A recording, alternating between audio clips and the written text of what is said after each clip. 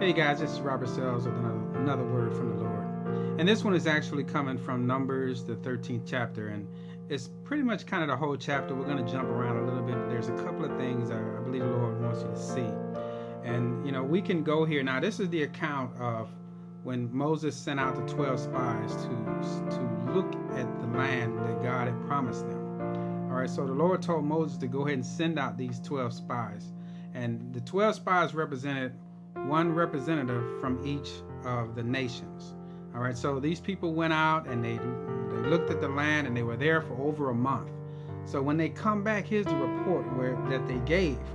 And it said down here in the 27th verse, it says, then they told him, this is the spies coming back, and they told him, we went to the land where you sent us. It is truly flows with milk and honey, and this is its fruit. They actually had examples of the fruit. It said, nevertheless, the people who dwell in the land are strong. The cities are fortified. And I get that, nevertheless. All right. The cities are fortified and very large. They're building a case against what God had promised them.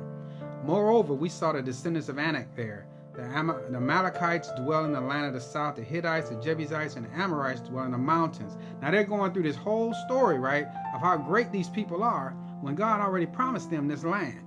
But look what Caleb said. Caleb said he quieted the people before Moses. So he shut the spies up and he said, you can't doubt. He said, listen, let us go at once and take possession, for we are able to overcome it. He understood that and he believed that, with all of his heart. So he told them to be quiet, right, amen? Because sometimes people around you, when you're going for your promise, that the thing that the Lord had promised you, sometimes the people around you are the wrong people to have around you. They're going to speak all kinds of negative things, and they're going to see themselves not in a way that the Lord sees themselves. And that's usually operating out of fear instead of faith. All right, so here's what happened. The men came back again, and they said, we are not able to go up against these people, for they are stronger than us.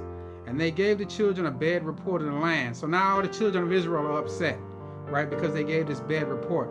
The land which we have gone as spies is a land that devours its inhabitants. Where did they ever see that happen? It was just something that they believed out of fear. All right, so, and then it said, all of the people whom we saw are men of great stature. We saw the giants, and watch this, how this ends out, what they said.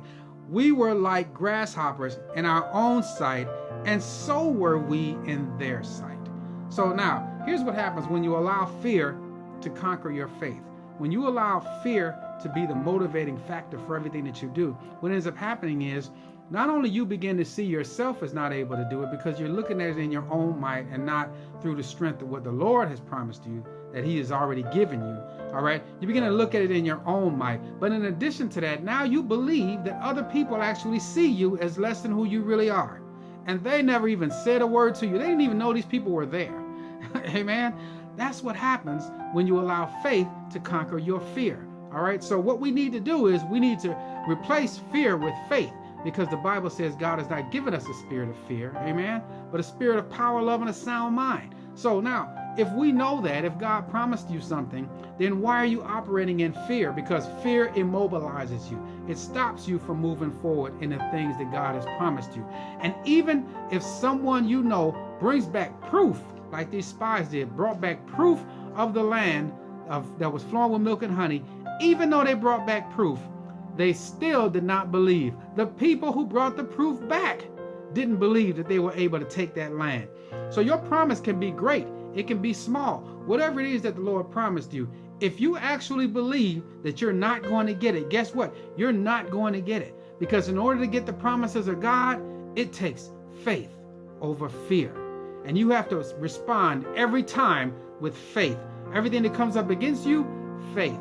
Whenever somebody says that it can't be yours and it's impossible, faith. Put your faith out there and apply works to that faith and watch God conquer or show you he has already conquered that thing that you feel that you're afraid of, because it's already been done. Not by you, but by God, the one who lives in you. God bless you all. You have a wonderful day.